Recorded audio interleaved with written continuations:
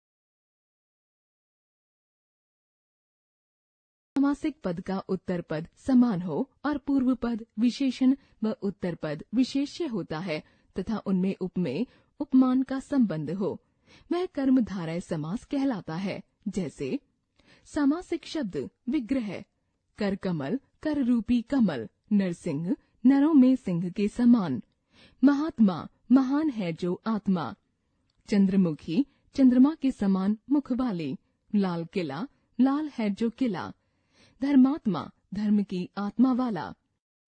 विशेषण और विशेष्य, श्वेतांबर, श्वेत है जो अंबर, नीलमणि, नीली है जो मणि, नीलकंठ, नीला है जिसका कंठ, पुरुषोत्तम, पुरुषों में जो है उत्तम।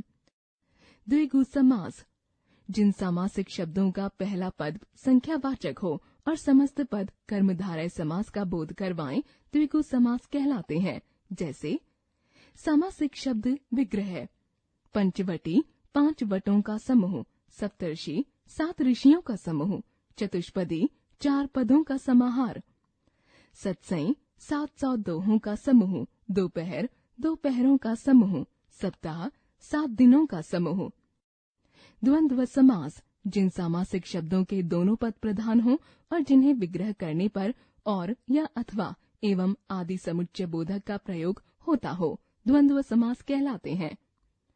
इन सामासिक शब्दों को लिखने के लिए दोनों पदों को योजक चिन्ह से जोड़ा जाता है। जैसे सामासिक शब्द विग्रह, भाई बहन, भाई और बहन, चांद सितारे, चांद और तारे, पाप पुण्य, पाप या पुण्य, दादा दादी, दादा और दादी, न्यूनाधिक, न्यून और अधिक। बहुव्रीहि समास, जिन सामासिक शब्दों के दोनों पद गौण हों और दोनों पद किसी अन्य पद की ओर संकेत करते हों, उन्हें बहुव्रीहि समास कहते हैं। जैसे सामासिक शब्द विग्रह, दशानन, 10 है मुख जिसके, रावण, चक्रधर, चक्र धारण करने वाला, विष्णु, मृग नयनी, मृग के समान नयन वाली, स्त्री, लंबोदर, लंबा है जिसका उदर, गणेश, चंद्रमौली, चंद्र है जिसके सिर पर, शिव, महावीर, महान है वीर जो, हनुमान। कर्मधारय और बहुव्रीहि समास में अंतर। कर्मधारय समास के दोनों पदों के बीच विशेषण, विशेष्य या उपमेय उपमान का संबंध होता है। जैसे पीतांबर, पीत, पीला है जो अंबर, वस्त्र। इस समास में अंबर वस्त्र का विशेषण पीत, पीला है, अतः यह कर्मधारय समास है। बहुव्रीहि समास के सामासिक पद ही किसी संज्ञा या विशेषण का कार्य करते हैं। जैसे पीतांबर, पीत, पीला है, अंबर, वस्त्र, जिसके, अर्थात श्री कृष्ण। द्विगु और बहुव्रीहि समास में अंतर। द्विगु समास में सामासिक शब्द का प्रथम पद संख्यावाचक विशेषण होता है और दूसरा पद विशेष्य होता है। जैसे त्रिनेत्र, 3 नेत्रों का समूह। बहुव्रीहि समास सामासिक शब्द के दोनों पद विशेषण का कार्य करते हैं। जैसे त्रिनेत्र, 3 हैं जिसके नेत्र, अर्थात शिव। त्रिनेत्र द्विगु और बहुव्रीहि दोनों समासों का उदाहरण है, परंतु विग्रह के बाद ही इसके समास का निर्धारण किया जा सकता है। हमने सीखा 2 या 2 से अधिक परस्पर संबंध रखने वाले शब्दों के मेल को समास कहते हैं। समास के 6 भेद हैं: अव्ययी भाव, तत्पुरुष, कर्मधारय, द्विगु, द्वंद्व, बहुव्रीहि समास। तत्पुरुष समास के 6 भेद हैं: कर्म, करण, संप्रदान, अपादान, अधिकरण, संबंध तत्पुरुष। समास का अर्थ संक्षिप्त करना है। भाषा कौशल, बातों बातों में। बच्चों, क्या तुम लोगों ने कभी समास के बारे में सुना है? नहीं मैडम, समास के बारे में हम कुछ नहीं जानते। अच्छा ठीक है, मैं तुमको समास के बारे में बताती हूँ। 2 अथवा 2 से अधिक शब्दों को मिलाकर एक संक्षिप्त और स्वतंत्र शब्द बनाने की प्रक्रिया समास कहलाती है। मैडम, अभी भी समझ में नहीं आया। ठीक है, मैं कोई उदाहरण देकर समझाती हूँ। जैसे तिरंगा, हिमालय। यहाँ तिरंगा शब्द 2 शब्दों से मिलकर बना है। 3 रंग, तिरंगा, अर्थात 3 रंगों वाला। इसी तरह हिमालय बना है हिम आलय, घर, यानी जहाँ बर्फ का घर। मैडम, ये समस्त पद क्या है? समास की प्रक्रिया के फलस्वरूप जो स्वतंत्र शब्द रचना होती है उसे समस्त पद कहते हैं। समस्त पद के 2 पद होते हैं, पूर्व पद और उत्तर पद। हमें कैसे पता लगेगा कि कौन सा पूर्व पद है और कौन सा उत्तर पद है? जैसे आराम घर शब्द में आराम पूर्व पद तथा घर उत्तर पद है। अच्छा, अब मैं समझ गया। रक्षित, ये बताओ विद्यालय में कौन सा पूर्व पद है और कौन सा उत्तर पद है? विद्यालय में विद्या पूर्व पद होगा और आलय उत्तर पद होगा। शाबाश रक्षित, अब मैं तुमको समास के भेद बताती हूँ। समास के 6 भेद होते हैं। अव्ययी भाव समास, तत्पुरुष समास, कर्मधारय समास, द्विगु समास, द्वंद्व समास, बहुव्रीहि समास। मैडम, इन सब की पहचान कैसे होगी? ठीक है, मैं कुछ के बारे में विस्तार से बताती हूँ। अव्ययी भाव समास, जिस सामासिक शब्द का पहला पद अव्यय और प्रधान हो उसे अव्ययी भाव समास कहते हैं, जैसे प्रतिदिन, भरपेट आदि। दूसरा तत्पुरुष समास, जिस सामासिक शब्द का दूसरा पद प्रधान होता है उसे तत्पुरुष समास कहते हैं, जैसे गगनचुंबी, कहानीकार आदि। ये 6 प्रकार के होते हैं। तीसरा कर्मधारय समास, इसके सामासिक पद का उत्तर पद प्रधान होता है और पूर्व पद विशेषण होता है। इसमें उपमेय उपमान का संबंध होता है, जैसे नरसिंह, महात्मा और लाल किला आदि। ठीक है मैडम, मैं इन तीनों समास के बारे में जान गया। ठीक है रक्षित, अब द्विगु समास, द्वंद्व समास और बहुव्रीहि समास के बारे में अगली कक्षाओं में विस्तार से समझाऊंगी। धन्यवाद मैडम। शिक्षण संकेत: छात्रों को विभिन्न सांकेतिक चित्र जैसे हाथी का मुख, शेर का बाल, 3 कोरे वाला तीर, 4 मुख, नीला कमल आदि दिखाकर इनसे संबंधित सही शब्द लिखने के लिए कहें।